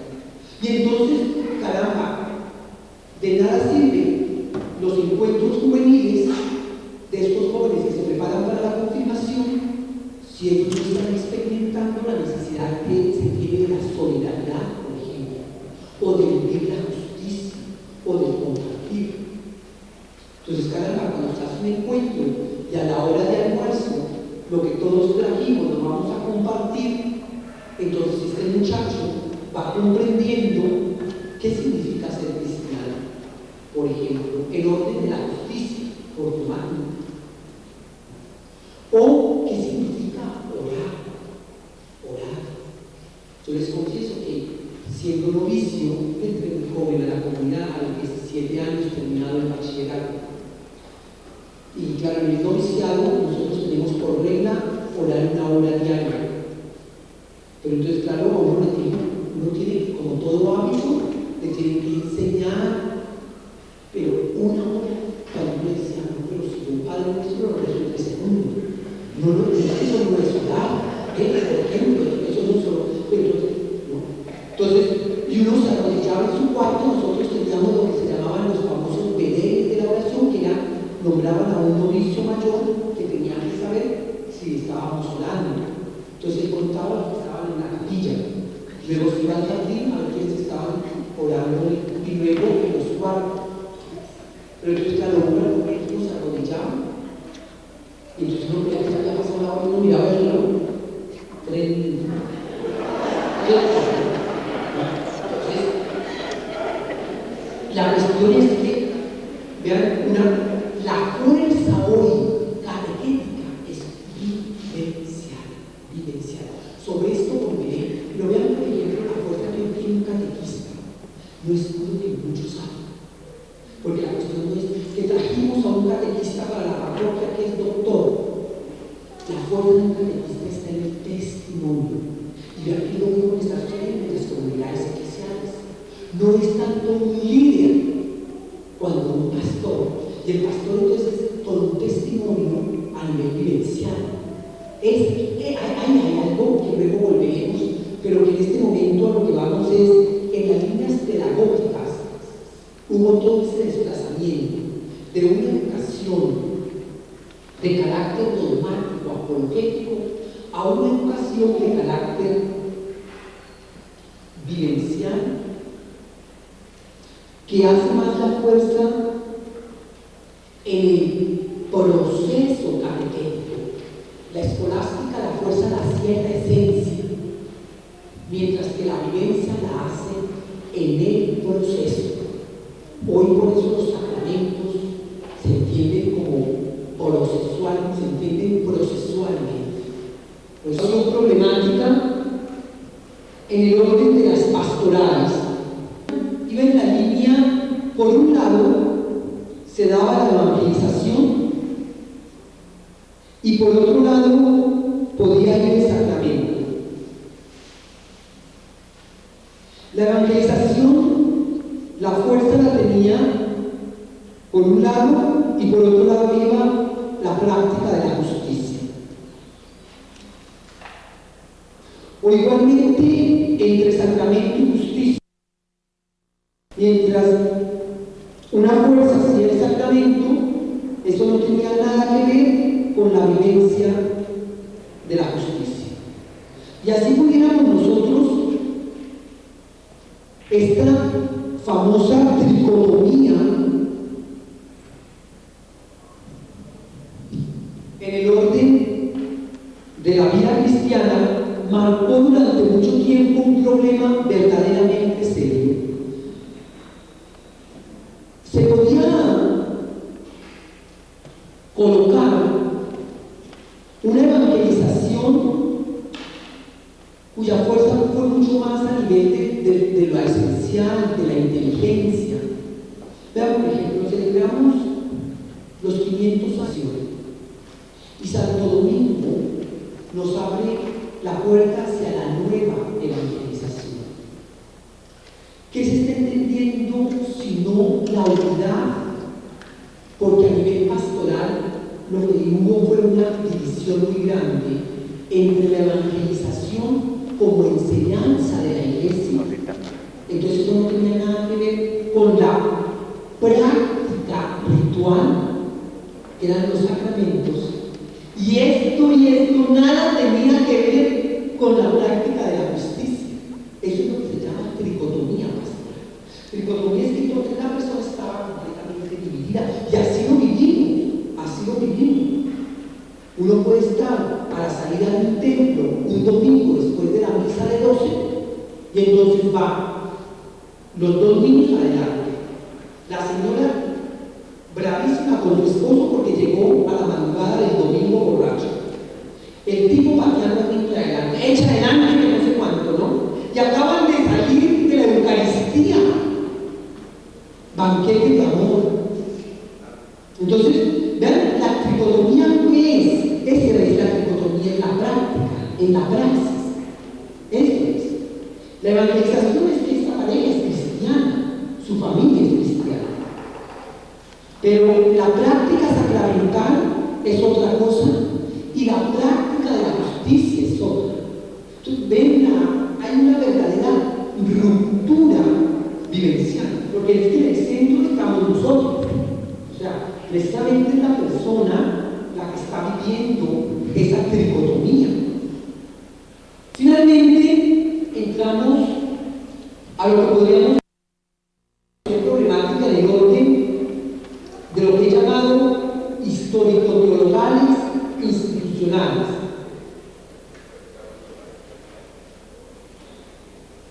Vean, a nivel histórico, el presbítero, que viene a ser precisamente el ministro de la comunidad, como el pastor. O sea, el pastor es el que está preocupado de su rebaño, atiende a uno, consuela, alivia a la enferma, aconseja, es el pastor. La cuestión está en que a nivel histórico aquello se fue desplazando y pasa a ser dueño y jefe de la administración sacramental. Los sacramentos que surgen para dar vida al rebaño y donde el ministro de los sacramentos es precisamente para ejercerlo en el pastoreo. ¿Por qué se niega la absolución? Por ejemplo, el presbítero es el que puede decir si usted se puede casar o no, el que puede negar o no la absolución, el que puede decir si su hijo se va a bautizar o no, que usted va con él, pero es el presbítero que coloca en el juego, se convierte en jefe y dueño de la administración sacramental. El sacerdocio común de los fieles se clericaliza y se jerarquiza. Y entonces, vean, la cuestión que estaba al servicio de la comunidad se convierte en una eclesiología piramidal, al contrario. Tan al contrario que muchos de nosotros somos testigos de que hay pastores, no solamente que no llevan las ovejas en el hombro, las ovejas las que llevan al pastor. Entonces es muy triste. Con fuertes características jurídicas. Aquí la fuerza institucional es muy grande. Entonces vean que los sacramentos se van entonces convirtiendo con características jurídicas muy grandes, con dos líneas fuerzas: el legalismo y el juridicismo sacramental. El legalismo. Entonces vean que la cuestión tiene que estar todo en regla. Entonces esta pareja que llega para casarse, y usted ya se confirmó, no hay que tiene que confirmarse.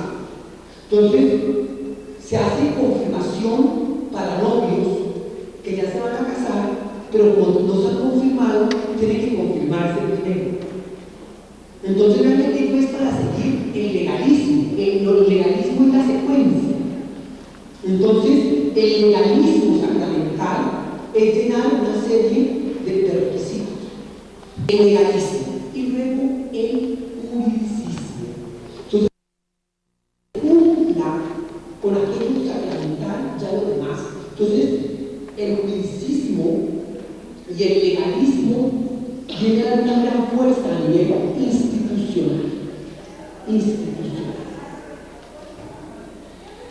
Por otro lado, a nivel de lo social, ustedes saben todo el movimiento que viene desde una sociedad que presiona y hace que la institución entonces se aferre más a lo que le da seguridad institucional. Y el legalismo lleva una serie, por ejemplo, de tramitología, de papelería, de cuestión de despacho parroquial, que la fuerza se empieza a colocar ahí y se desplaza la vivencia sacramental. Entonces, en los papeles y se pierde en la vivencia sacramental. La gran pregunta que queda es, bueno, entonces ante esta problemática, ¿cómo rescatar los sacramentos? ¿Cierto? ¿Cuál es el camino por recorrer ante esta crisis, ante estos síntomas y dimensiones que hemos visto, ante estas situaciones problemáticas? ¿Qué hacer? ¿Cuál es el camino? Por lo tanto, el rescate de lo sacramental nos impone en primer lugar una mirada intrínseca al sacramento.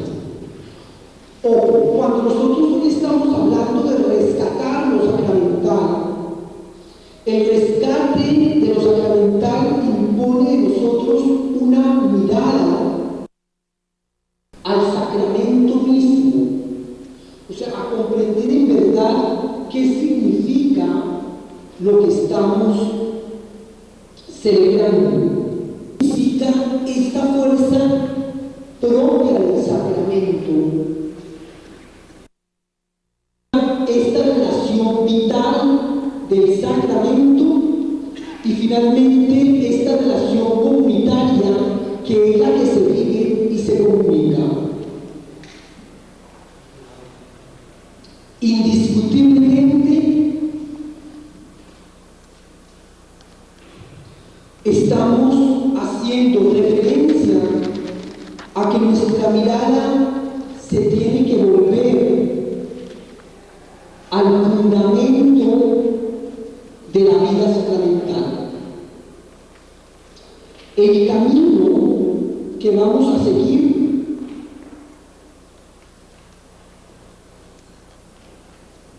es de acercarnos al carácter bíblico, revelatorio, fundamental de Jesús el Cristo. Porque nos va a permitir acercarnos qué estamos nosotros comprendiendo por Jesús de Nazaret. Y precisamente cuando afirmamos que creemos en Jesús, el Cristo, en Jesucristo, ¿qué estamos comprendiendo? Porque vea que en el proceso histórico nosotros ya vamos aquí, estamos en el 2000. Ustedes saben que aquí hubo una fractura en el calendario, entonces podríamos hablar que estábamos más adelante, pero hablemos del 2001. Por lo tanto, Jesús a nivel histórico ya sucedió. Entonces nosotros estamos mirando la historia en ese sentido. Y nuestra relación directa con Jesús se hace a partir de la revelación, de la Sagrada Escritura.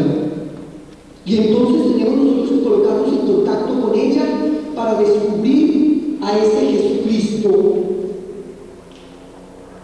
La mirada es en este sentido.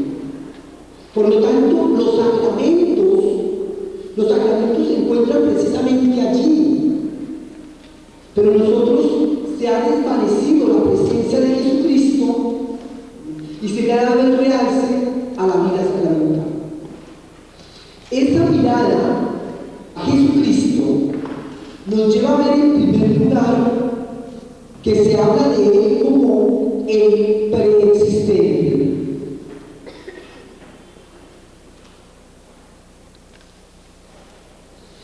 El preexistente lo encontramos nosotros bellamente expresado en Juan 1:1. Se habla al inicio, era el verbo y el verbo era Dios y el verbo estaba con Dios. Otras traducciones hablan de la palabra. La palabra era Dios. Otras hablan de Logos. El preexistente es el que existía antes de, por eso se habla de preexistente, el que existe antes de. ¿Qué sucede con el preexistente?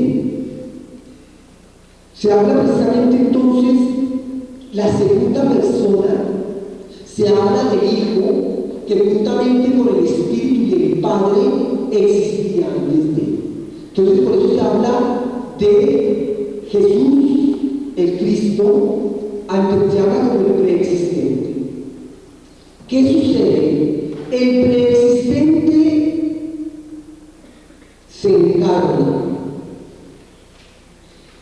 La encarnación, que igualmente vemos bellamente expresada en Juan 14, Él coloca su tienda entre nosotros.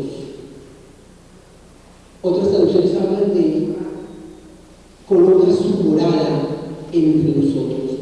De una u otra manera, entonces está indicando que Él se asienta entre nosotros. El misterio de la encarnación no es otra cosa que Dios se hace hombre, como uno de nosotros. Y eso lo tenemos que comprender, porque la no comprensión vivencial de la encarnación llevó en el pasado a muchas herejías. Y no solo en el pasado. Hay algunos cristianos actuales que afirman tanto la divinidad de nuestro Dios que alcanzan casi a ser heréticos, en cuanto que no quieren sentir que Jesús fue hombre, como uno de nosotros. Saltó, brincó, rió, lloró. En aquel tiempo seguramente era de un manzano, porque no había baños, pero todo común y corriente, todo lo humano. Jesús bostezó, se cansó. Ese preexistente se hace hombre, se hace humanidad, se concretiza precisamente ese Dios con nosotros. Esa es la encarnación. Y a partir de allí, toda su vida no es otra cosa que una proexistencia, o sea, una existencia a favor de los demás. Eso es una proexistencia. No hay pasaje bíblico en ninguno de los sinópticos ni en Juan que no esté describiendo a Jesús como un proexistente, o sea, una vida a favor de nosotros. Si ustedes les invito en un momento, en fracción de segundos, el pensar en un pasaje bíblico, no hay ninguno de ellos en donde Jesús no esté como una proexistencia. ¿Qué significa el proexistente? Que está dándose, entregándose, donándose, gastándose y desgastándose por los demás. Esta es una proexistencia. Toda la vida de Jesús fue eso. Fue una entrega. ¿Hasta cuándo? Hasta que se desinfló. Ojo, Jesús es lo que teológicamente se ha llamado como kenosis. Jesús se da, se entrega, se dona, se gasta, se desgasta. ¿Hasta qué? Hasta vaciarse. El vaciamiento definitivo de Jesús es lo que nosotros conocemos como kenosis teológicamente. Kenosis es no había más. Se desinfló, se dio hasta darse, hasta dar su propia vida por la humanidad.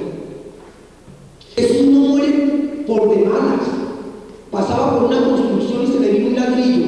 No, o una flecha perdida. No, no, no, no. Jesús muere porque toda su vida fue eso.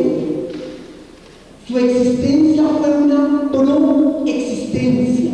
Una existencia que siempre estuvo metiendo el hombro por nosotros.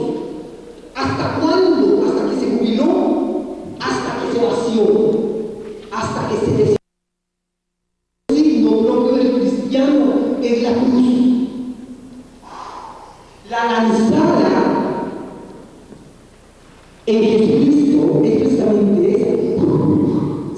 Se fue todo, se desinfló.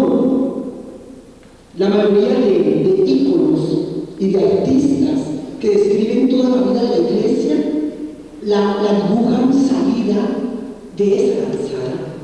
Ese agua y sangre que se convierte en vitalidad eclesial hasta llegar a los sacramentos. ¿Ven? Entonces, este es el proceso de Jesús, el preexistente que se encarna, cuya vida es una proexistencia hasta la kenosis, hasta dar la vida, hasta entregarla. De él, dice el apóstol, dice el mismo que murió en Jerusalén, aquel hijo de María y José, allí en Nazaret, el Señor lo ha resucitado. Describe la ascensión del Señor. La ascensión es como Jesús pasa la dimensión espacio-temporal de la historia y la resurrección es la vida para la eternidad. Esa es la ascensión, para la vida del reino. El apóstol hoy está a la derecha de Dios Padre. Viene la glorificación.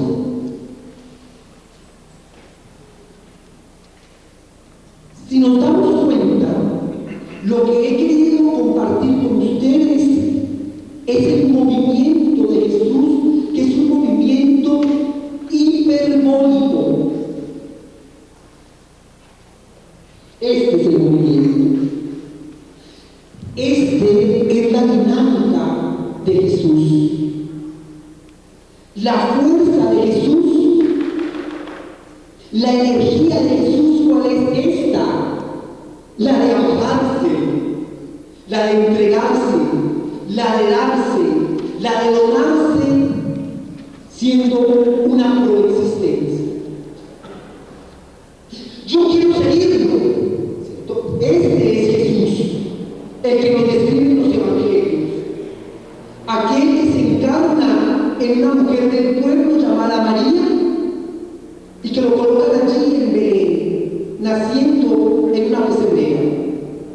De él nos habla Lucas, Mateo, Marcos. Él es el Jesús, es el Cristo, el Kyrios, el Señor. De él es el que dice el apóstol Pablo, al cual yo me he convertido. De él es el que hablan los discípulos que regresan a Emaús y que se encuentran precisamente con un caminante. De él debe luego hablarse en el gran misterio de Pentecostés.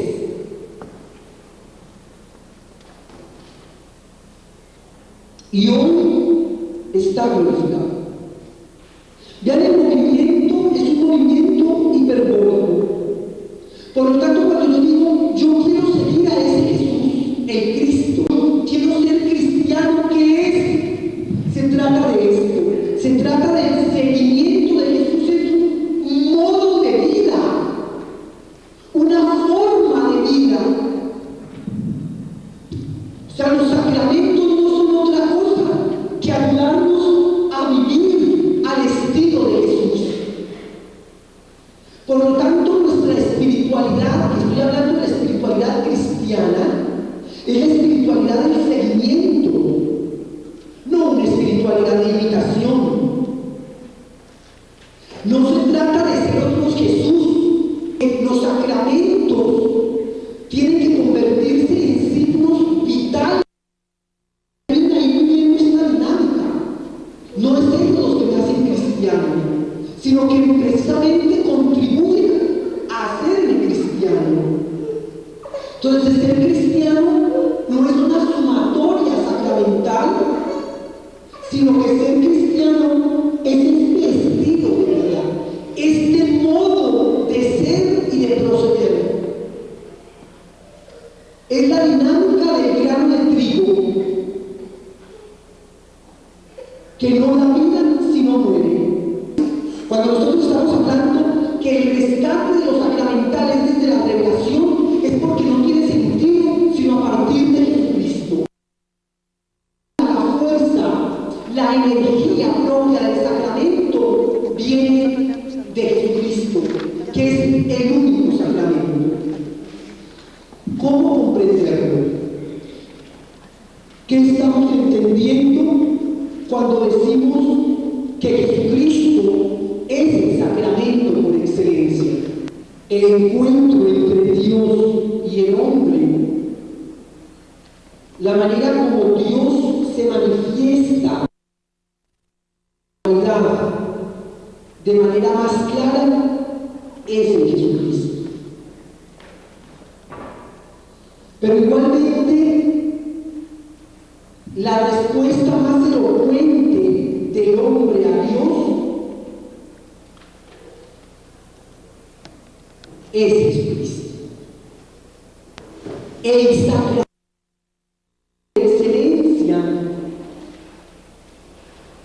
es Jesús en Cristo, entendiendo por sacramento el lugar de encuentro, la relacionalidad entre Dios y el hombre. Pero entonces estamos en esta aproximación, en la relación vital. Entonces vean, la palabra más elocuente de Dios a la humanidad es el Cristo. Entonces vean, Dios es el Dios de Jesús. Como cristianos nosotros no podemos seguir hablando que nuestro Dios es un Dios omnisciente, omnipresente, inmortal, principio y fin de todas las cosas. No puede haber un Dios fruto de la filosofía para el cristiano. Para nosotros tiene que ser un Dios fruto de la vivencia. Y ese Dios es el Dios de Jesús. Si nosotros decimos que Dios es misericordioso, porque Jesús fue misericordioso. Y la transmisión de Él a nosotros, su vida, no fue otra cosa que un revelarnos la misericordia de Dios. Cuando nosotros hablamos de Dios Padre, dado a conocer por Jesús, es toda la fuerza de un Dios que se manifiesta en ese amor. La relación interpersonal, comunitaria, se tiene que vivir y comunicarse.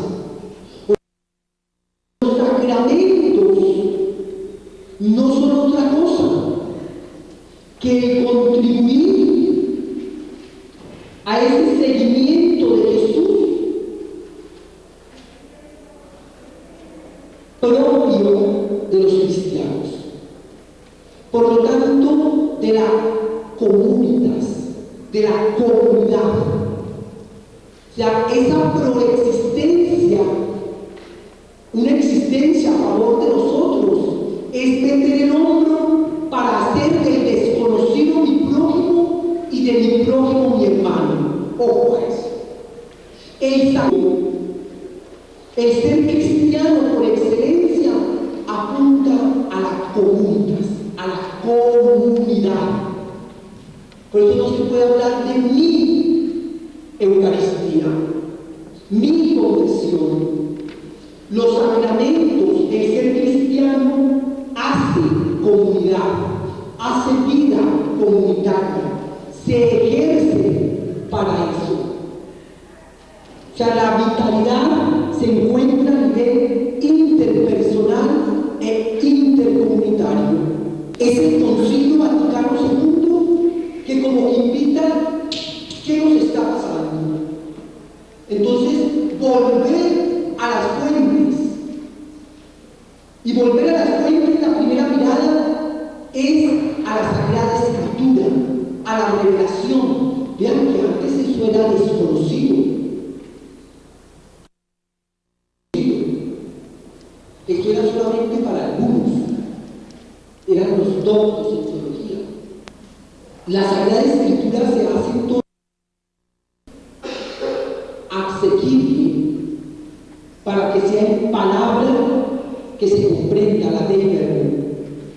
Pero aquello exige, y ahí está el trabajar con varios ejes vivenciales.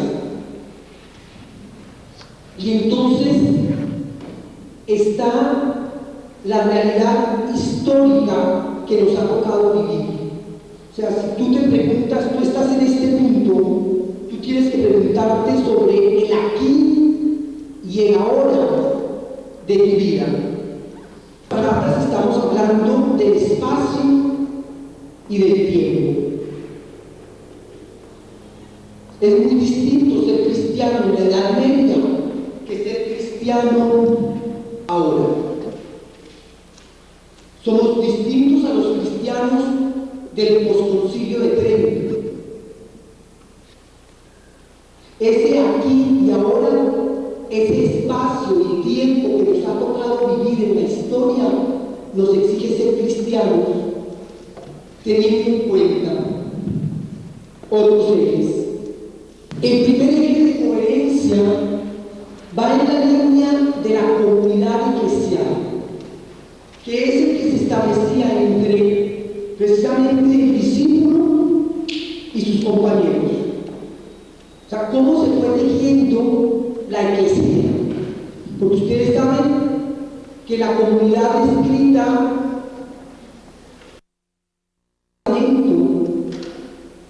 aquella comunidad que se describe en los Hechos de los Apóstoles, hemos creído siempre que se debe imitar. Y uno dice, pero ¿cómo lo hacían? Que ponían todo en común, que no tenían, le daban que tenían, que no tenían. Entonces siempre nosotros tratando y decimos, ay, pero tan difícil como a ustedes fue como tan fácil, porque aquí como lo cuentan. Y la cuestión no es de imitación, sino que está narrando el evangelista ante lo que nosotros debemos ser. Vean cómo se ha entendido la comunidad eclesial. La iglesia se hablaba de iglesia como la sumatoria de individuos. O sea, si nosotros sumamos varios individuos, nos daría como resultado la comunidad eclesial, la iglesia. Entonces, a partir de esa sumatoria estaba estructurada, les decía esta mañana, de una manera piramidal. Entonces aquí vamos a ver la sumatoria, aquí están los individuos. Al sumarlos, nos daba lo que nosotros llamamos iglesia, en donde acá siempre se coloca pues el superior. Aquí estaría el Papa, entonces es una comunidad eclesial. Pero vean qué ocurre. El Concilio Vaticano II nos va a hablar de una estructura que rompe con una visión piramidal. Nos habla de que la iglesia es